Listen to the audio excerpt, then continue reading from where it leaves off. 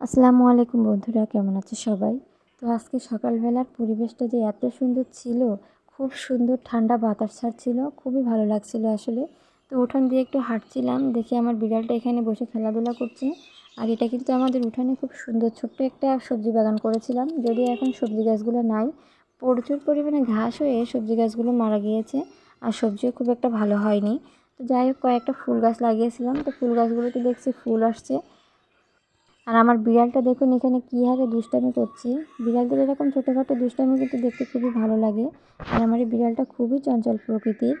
তো যাই হোক, বাগানটা একটু ঘুরে ঘুরে দেখছিলাম যে আসলে কী অবস্থা। তো বাগানের অবস্থা কিন্তু খুবই খারাপ, প্রচুর পরিমাণে ঘাস হয়েছে এখানে।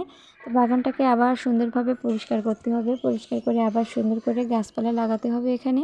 লাগালে আগের মতো সুন্দর হয়ে যাবে। এই নয়নতারা গাছটা খুব ছোট্ট একটা চারা এনে লাগিয়েছিলাম, কত বড় হয়ে গিয়েছে, ফুলও আসছে। ফুলগুলো দেখতেও কিন্তু খুবই ভালো লাগে। তো সবাই ভালো থাকবেন, সবার জন্য অনেক অনেক শুভকামনা রইল। আল্লাহ হাফিজ সবাইকে।